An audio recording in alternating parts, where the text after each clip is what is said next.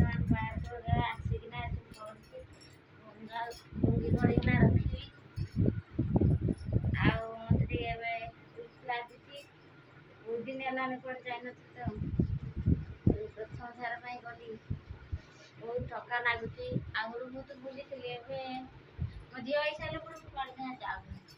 କାହିଁକି ଯାଉନୁ କହ? ମୋତେ ଭଲ ଲାଗେନି ସେ କାହିଁକି ବୁଲି ଯିବା ପାଇଁ। କାହିଁକି ଭଲ ଲାଗୁନି? ବୁଲି ଯିବା ଭଲ ଲାଗୁନି? ଦେହ ଅସୁସ୍ଥ ହେଇପାରିବ। ଦିହ ଅସୁସ୍ଥ? ଅସୁସ୍ଥ ହେଇପାରିବ। ମେଘ ଉଠେଇଲାଣି, ମେଘ ବି ହବ। ମେଘ ହବ। ଯୋଉମାନେ ପାର୍କରେ ରହିଥିବେ ସେମାନେ ତ ରହିବା ପାଇଁ କୌଣସି ସୁବିଧା କରୁନାହାନ୍ତି। ଯଦି ସେମାନେ ତିନ୍ତି ତିନ୍ତୀ ଯିବେ, ସରବତି ଭିଜିବେ। ଆମର ଛୋଟ ଝିଅଟା ବୋଲି ଆମେ ପଳେଇ କାଇଁ ଆଉ ବୁଲିଲୁନି? ଆହୁରି ବୁଲିଲୁନି ଯାଇ ପାର୍କରେ? ଆଉ ଛୋଟ ଛୁଆଟା ଆଉ ଛୋଟ ଛୁଆଟା କଣ ଛାଡ଼ି ଦେଇଥାନ୍ତୁ, ସେ ଖେଳିଥାନ୍ତା ଦଳିରେ। ସିଏ ତ ବୋତଲରେ ବସିଥିଲା, ମୁଣ୍ଡ କାଠି ବାଡେଇ ଦେଲା ଆଉ ଡରିଗଲା। ଆଉ ସେମାନେ ବସିବ ନା କଣ?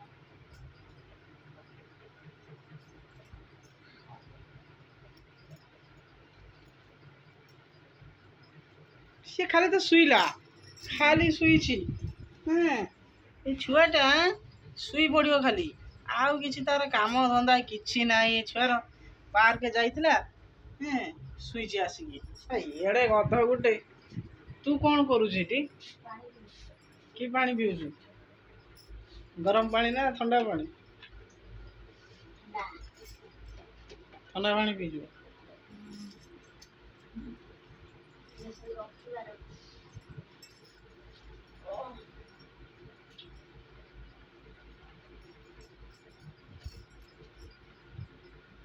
ସାର୍ ଉଠେଇ ଦେଇ ଗଲୁନି ଏକାଥରେ?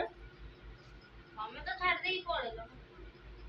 ଆଉ ବର୍ଷା ହଉଥିଲା, ଜଲ୍ଦି ଯିବା କଥା। କଣ କରିବା, ଛାଡ଼ି ଦେଇ ପଳେଇଥିଲି ଆଉ। ଏତେ ପାର୍କ ଖାସ୍ ନାହିଁ। ପାର୍କ ହେଇନାହିଁ, ନାଇଟ୍ ବେଟାର ବି ହେଇନି ଭଲ। ଏରା ନେଲୁରେ ଭଲ ହେଇଛି।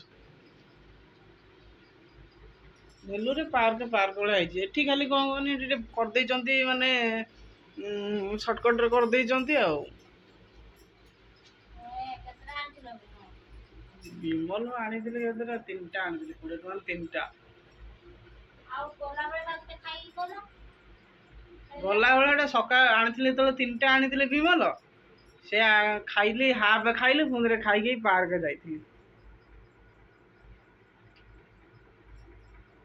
ପଇସା କାଇଁ? ପଇସା କାଇଁ? ପଇସା ନାହିଁ, କଣ କରିବି?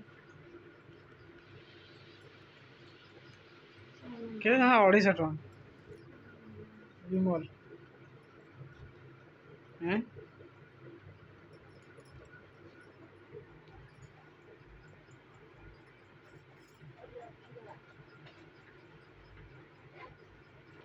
ଚୋରି ହେଇଯିବ, କିଏ ନେଇଯିବ ବା।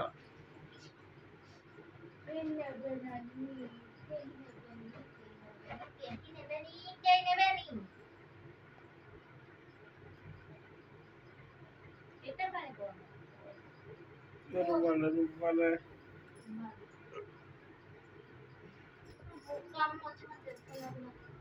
ଟେନସନ୍, ଏ ବାଳ କାମ, ଏତିକି କାମ, ଟେନସନ୍।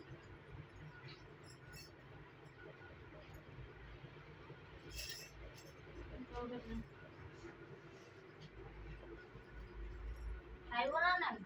କଣ ଖାଇବି?